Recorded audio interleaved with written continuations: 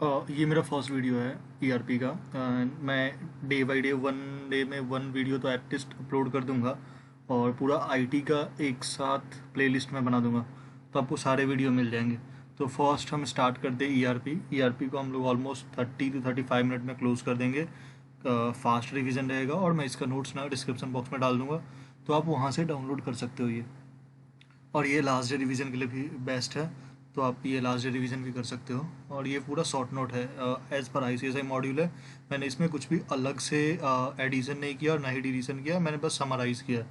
तो सबसे पहले ईआरपी चैप्टर 9 पढ़ते हैं। इसका वेटेज 10 to 15 मार्क्स तो आता ही है। तो ईआरपी स्टार्ट करते हैं। देखो ईआरपी क्या है?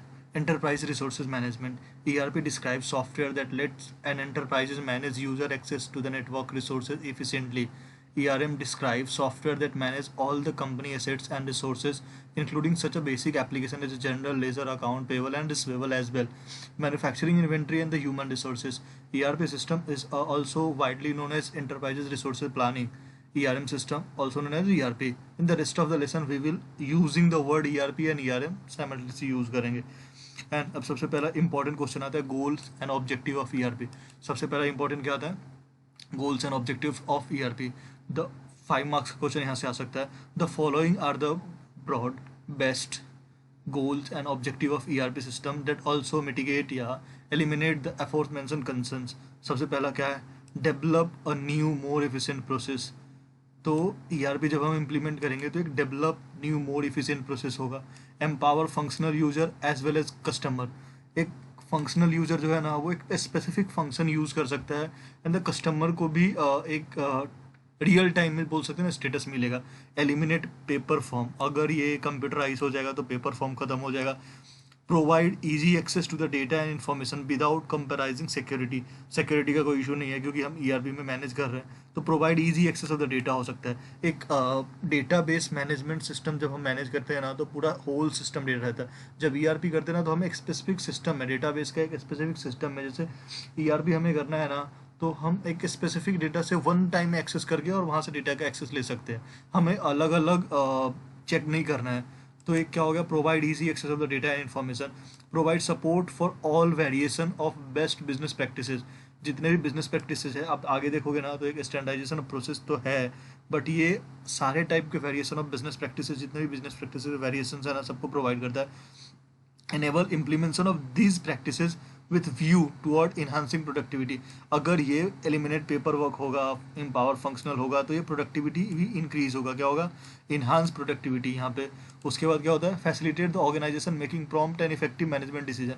अब ये सारा प्रोसेस easy हो जाएगा ना, तो ऑर्गेनाइजेशन को एक हेल्प होगा making prompt and effective management decision में। देखो ओरिजिन ऑफ ईआरपी देखेंगे ना, तो सबसे पहला टर्म्स ईआरपी ना 1990 में ही हुआ था, मोस्टली बोल सकते हो।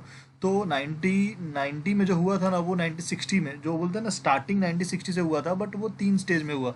तो सबसे पहला कॉन्सेप्ट 1960 में है, कॉन्सेप्ट इन्वेंट्री मैनेजमेंट का। सबसे पहला 1960 में इन्वेंट्री मैनेजमेंट का कॉन्सेप्ट आया। देन 1970 में ये मटेरियल रिक्वायरमेंट प्लानिंग करने लगा, एमआरपी मटेरियल रिक्वायरमेंट प्लानिंग इन्होंने 1970 में करना चालू कर दिया। ये ईआरपी सॉफ्टवेयर जो डेवलपमेंट कंपनी थी ना, उन्होंने सबसे पहले एक सॉफ्टवेयर बनाया इन्वेंट्री मैनेजमेंट का। उसके बाद मटेरियल रिक्वायरमेंट प्लानिंग चालू कर दिया इन्होंने।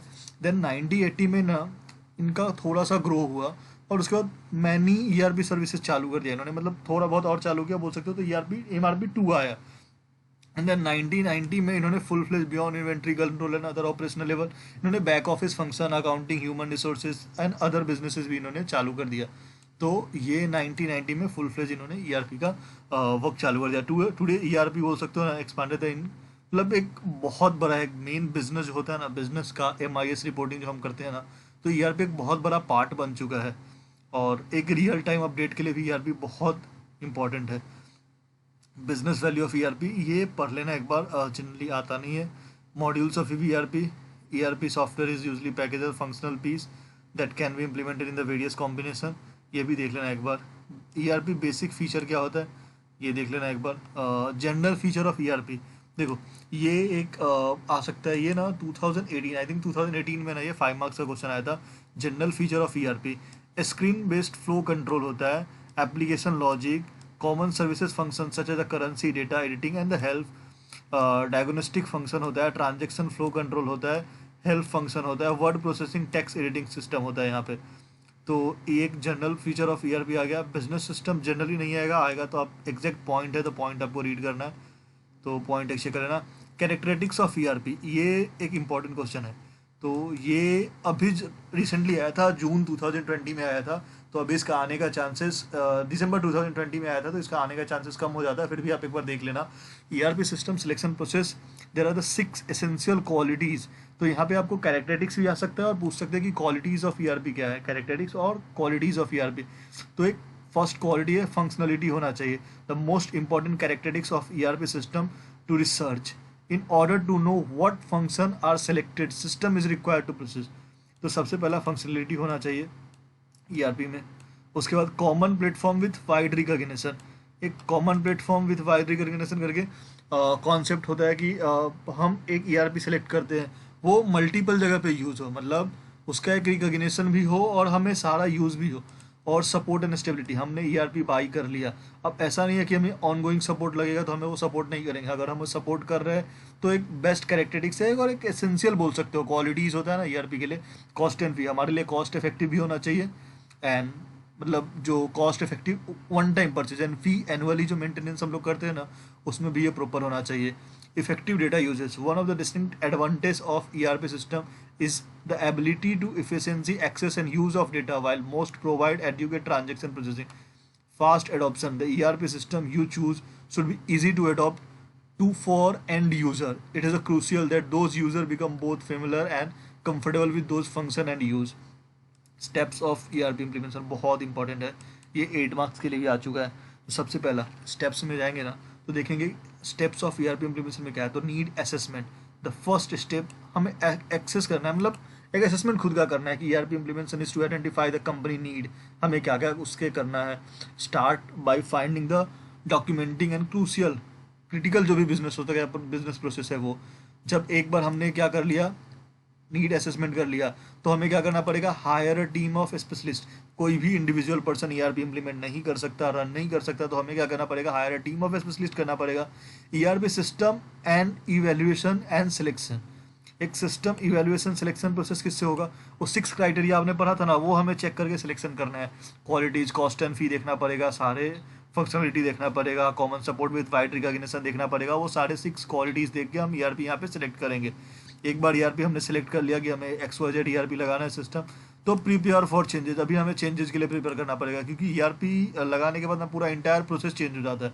डेटा प्रिपरेशन, अभी जब ईआरपी के लिए हम लोग जा रहे हैं ना, तो हमें डेटा प्रिपरेशन करना पड़ेगा कि वन टाइम बैकअप तो वहाँ पे देना पड़ेगा। ऐसा नहीं है कि don't assume that all current data can be converted into new system. Analyse the current data and decided what piece need to be converted, क्या हमें कन्वर्ट होगा, क्या कन्वर्ट करना पड़ेगा, क्या हमें टाइप करके फर्स्ट टाइम इंसर्ट करना पड़ेगा, उसके बाद हमें ईआरपी इम्प्लीमेंट करना पड़ेगा। एक बार जब ये डेटा प्रिपरेशन हो गया तो ईआरपी हमें इम्प्लीमेंट करना पड़ेगा।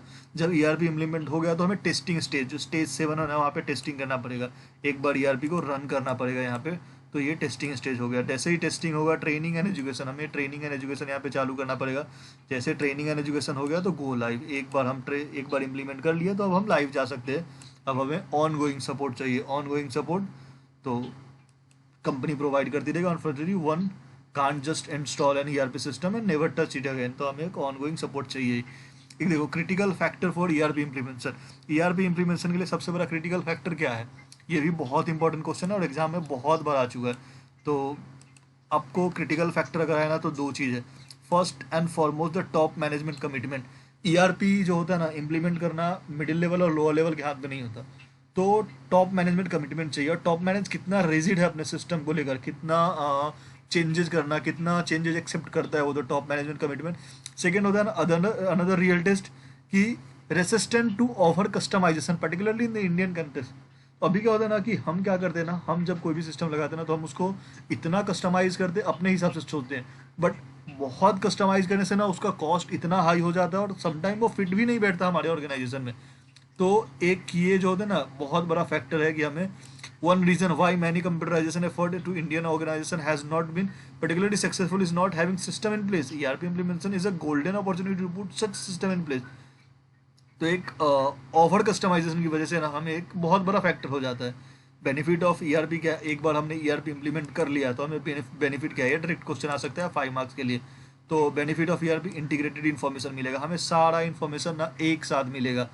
स्टैंडर्डाइजेशन ऑफ प्रोसेस हो जाएगा, एक स्टैंडर्डाइजेशन ऑफ प्रोसेस हो जाएगा, सारे प्रोसेस एक जैसा रिपोर्ट होंगे।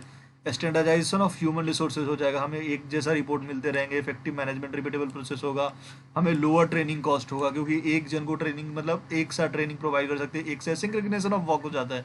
Reduce inventory cost, inventory cost हमारा रिड्यूस हो जाएगा। इम्प्रूव बिजनेस विजिबिलिटी, हमें बिजनेस पे ज़्यादा फोकस कर सकते हैं हम, बाकी अदर एक्टिविटी पे थोड़ा टाइम बच जाएगा। इंक्रीज प्रॉफिट, हमारा प्रॉफिट जो है ना वो इंक्रीज हो जाएगा इसके वजह से, क्योंकि हमारा ट्रेनिंग कॉस्ट रिड्यूस हो रहा है ना, लोअर ट्रेनिंग कॉस्ट हो रहा है, लोअर ह्यूमन रिसोर्सेज कॉस्ट बच रहा है, तो ये सारा की वजह से प्रॉफिट इंक्रीज हो जाएगा। ईजी रिपोर्टिंग, यहाँ पे स्टैंडर्डाइजेशन ऑफ प्रोसेस है तो यहाँ पे रिपोर्टिंग क्या हो जाएगा? ईजी हो जाएगा। एंड यूज़र फ्रेंडली, अभी क्या होगा कि यहाँ पे यूज़र फ्रेंडली हो जाएगा, जब सब लोग यूज़ कर रहे हैं और यूज़र फ्रेंडली एप्लीकेशन हो गया है, सारे प्रॉब्लम एलिमिनेट हो जाएगा। ओवर ग्रो डेटा जो भी हम लोग मेंटेन कर रहे हैं ना डे बाई डे, तो ये यूज़र फ्रेंडली एक बार हो जाएगा। लिमिटेशन ऑफ ईआरपी, हम ईआरपी को क्या क्या बोल सकते हैं कि लिमिटेशन है, ये भी डायरेक्ट क्वेश्चन आ सकता है 5 मार्क्स के लिए। It's difficult to implement in the running business, ये रनिंग बिजनेस में इम्प्लीमेंट करना बहुत डिफिकल्ट है, क्योंकि पूरा सिस्टम चेंज करना new business can be very effective. मतलब न्यू बिजनेस में तो हम शुरू से लगा सकते हैं, बट कोई ऑलरेडी रनिंग बिजनेस है ना, तो वहाँ पे एम्प्लॉय का मॉडल चेक करना, एम्प्लॉय एक्सेप्ट करता है कि नहीं करता, वहाँ पे फिर ट्रेनिंग प्रोवाइड करना तो बहुत डिफिकल्ट हो जाता है। कस्टमाइजेशन इज प्रॉब्लमेटिक, अगर हम अडॉप्ट कर रहे हैं तो ठीक है, बट अगर हम कस्टमाइज करें तो प्रॉब्लमेटिक ये भी होता है कि हमें सबको अलग अलग ट्रेनिंग देना। उसके बाद क्या होता है कि हमारा कॉस्ट बहुत होता है। पॉलिसी लिमिटेशन इसका होता है, ERP system do not fit the business plan for every enterprise, often ERP system must be customise to allow for specific task, बस सारे टास्क में फिट नहीं बैठता हो। ongoing support for ERP system often can be difficult to depend on technical response can be at dealing with a minor problem. Lack of user participant in ERP implementation, ERP implementation में user participant क्या है? Resistant to change, implementation of ERP system in the organization require lot of process change, starting new process etc.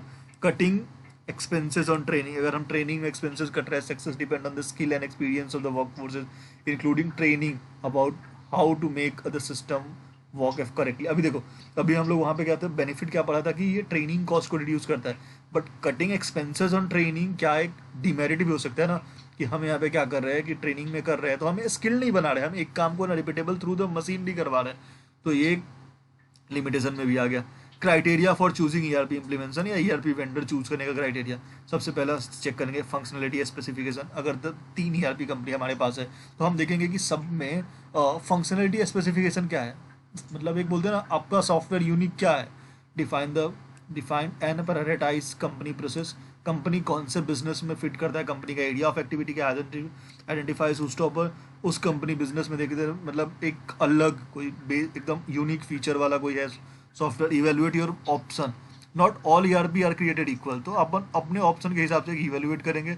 Business model check करेंगे कि कौन सा ERP है specific, कौन से बिजनेस मॉडल के लिए ज़्यादा काम करता है, कौन से इंडस्ट्री में ज़्यादा रन करता है, फ्लेक्सिबिलिटी कितना है, can application be modified, will be scalable and accommodate involving needs, तो वो चेक करेंगे। टाइम टू इम्प्लीमेंट, हम इनकॉर्पोरेशन के टाइम कर रहे हैं, हम एक न्यू बिजनेस में कर रहे हैं, ऑलरेडी एग्जिस्टिंग बिजनेस में कर रहे हैं। इंडस्ट्री एक्सपर्टाइज, ये बहुत बड़ा होता है, एक इंडस्ट्री एक्सपर्टाइज और एक customer retention ratio of the ERP company, तो ये हमें देखना एक बहुत इंपॉर्टेंट है कि इंडस्ट्री एक्सपर्टाइज क्या है। Major ERP services provider India में कौन है, तो अभी देखेंगे सैप। अब देखो ये मॉड्यूल में आप देखने जाओगे ना तो बहुत ज़्यादा है, बट अगर आपको आया कि शॉर्ट नोट अगर लिखना है, ऐसा कुछ लिखना है ना, तो आप ऐसे लिख दोगे, SAP is a world leader in enterprises application in terms of software and software related services revenue based on the market capitalization. We are the world third largest implementer software manufacturer, more than 2,63,000 customer in 188 country, more than 68,800 employee, and location is more than 130 country, a 42-year history of innovation and growth, a true industry leader.